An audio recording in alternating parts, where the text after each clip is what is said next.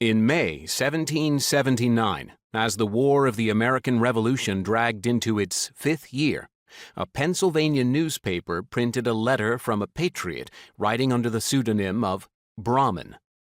The letter was revealingly addressed to Messieurs the Tory men, moderate men, anybody's men, everybody's men, nobody's men, the trimmers, temporizers, etc., etc., etc., wheresoever dispersed throughout the 13 United States of America.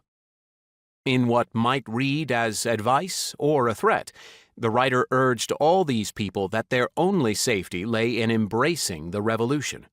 It was a long and relentlessly pejorative list of names, one which simultaneously identifies the difficulty of capturing and categorizing the people that this book is about, those in the middle, in the American Revolution, and indicates the long-term problems their presence posed for ultras on both sides. The patriot writer had good reason to be concerned, because the nobody's men were not a small group. One reasonable estimate suggests that neutrals accounted for perhaps 40 to 60% of the total colonial population during the Revolutionary conflict. Nevertheless, when writing about the American Revolution, historians have largely ignored those in the middle and concentrated on small minorities of the most violent and polarized populations in the future United States, militant patriots and loyalists. What follows aims to go beyond caricatures like Brahmins or the silences in much writing on the Revolution and analyze the experiences of people who were labeled variously as neutral, moderate, or disaffected during the conflict. This book calls these people nobody men, nobody women, or nobodyists, and contributes to their history by telling the ocean-spanning story of a single extended family.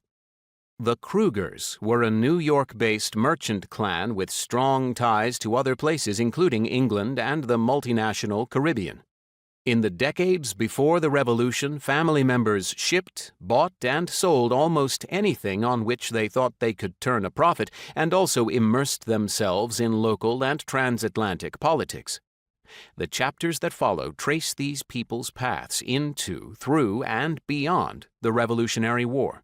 In doing so, they explore themes including how and why people came to be in the middle during the Revolution, the role of the family and other connections in people's decision-making, concepts of citizenship and subjecthood in an era of transformation, the impact of the conflict on people outside of what became the United States, and the centrality of violence and coercion to many people's wartime experiences.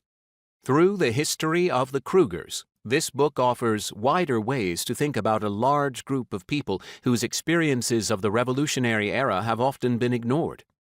Together, the Crugers had a remarkable and revealing revolution. John Cruger was a prosperous merchant. The popular